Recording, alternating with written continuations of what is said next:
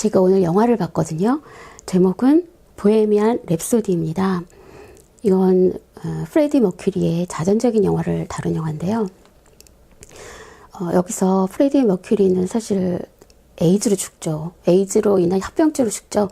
그래서 요절을 했는데 천재는 진짜 요절하나 보다 이런 생각이 들었어요. 영화를 보는 내내 그 목소리, 그 다음에 그 정말 노래, 정말 좋은 노래를 만들었더라고요. 그래서 정말 이렇게 멋진 작품을 만들고 불렀던 사람이 정말 빨리 갔다는 생각이 들고 참 아깝다는 생각이 들었어요. 사실 제가 그 보헤미안 랩소디라는 노래는 중학교 때 처음 들었는데요. 그때는 그게 금지곡이었어요. 제가 알기로. 그래서 그 당시에 이렇게 카세트 테이프에다가 이렇게 테이프로 들었는데 정식으로 판매된 게 아니라 이제 뭐 길보드라 그러죠.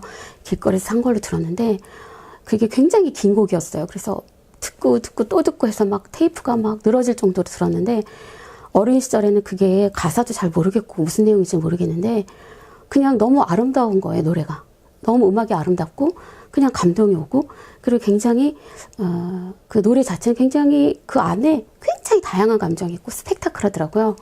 다른 노래는 그냥 어떤 한 풍으로 그냥 끝까지 끝나는데 그건 그 안에 막 종합적으로 다 들어있더라고요. 그래서 정말 대곡이라는 생각이 들었는데 이 영화를 보면서 이런 정말 대단한 노래를 만든 사람은 어떻게 살았나 궁금했어요. 근데 영화 전체적으로 느낌은 전형적인 헐리우드 영화 같다 이런 생각이 들어요. 사실 뭐 영화적인 감동은 사실 크게 못 받았거든요.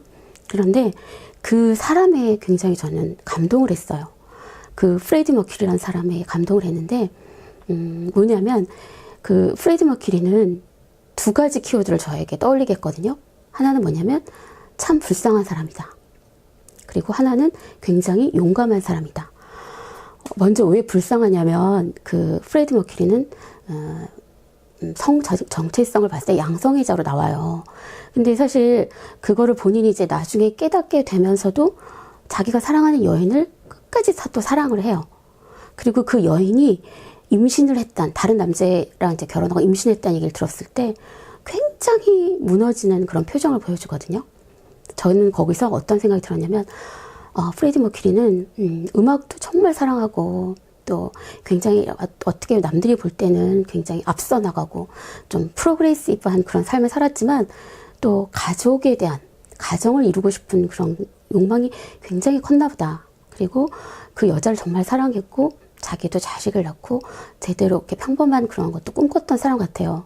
그런데 본인의 성향이 그렇지 못하고 또 본인의 음악적인 열정이나 본인의 어떤 자유에 대한 어떤 갈망이 너무 높다 보니까 평범하게 살지 못했던 거죠. 근데 그 두 가지에서 늘 갈등을 해요.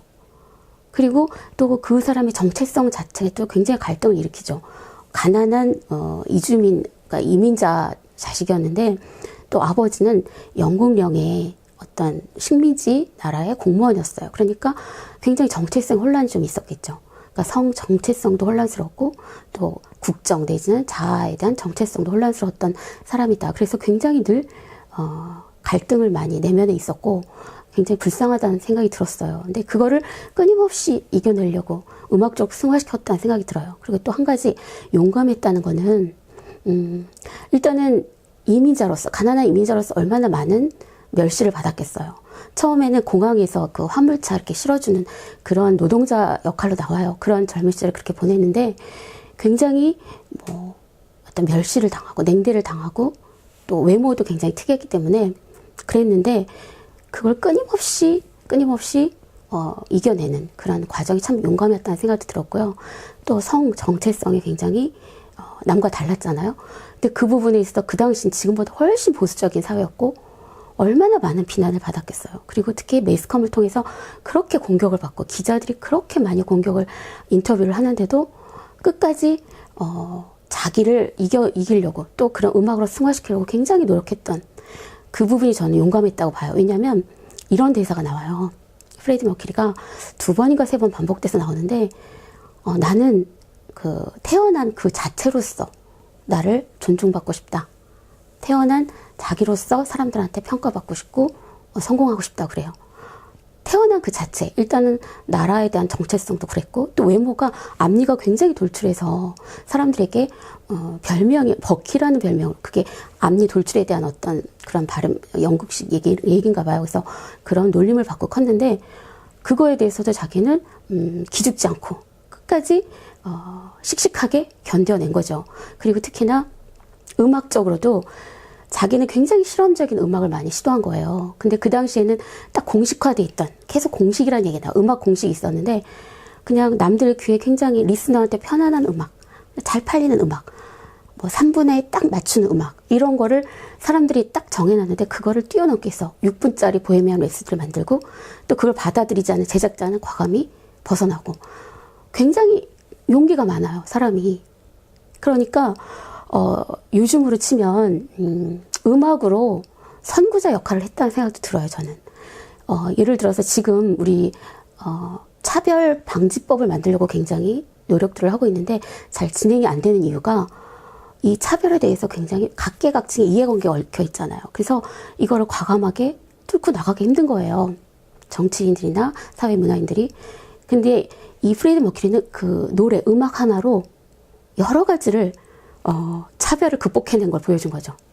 자기가 그렇게 냉대받고 차별받았던 여러 가지 면에서 그거를 음악으로 승화시키고, 또 음악의 어떤 뛰어남을 보여줌으로써 자기의 정체성을 이겨냈다는 생각이 들어요. 하지만 개인적으로는 굉장히 불행한 삶이었죠. 그래서 마지막에는 그렇게 질병으로 죽게 되는데, 저는 이 영화를 보고 나서 좋은 음악을 들으러 가서 어떤 용기를 얻어서 나온 생각이 들어요. 용기를 얻었다.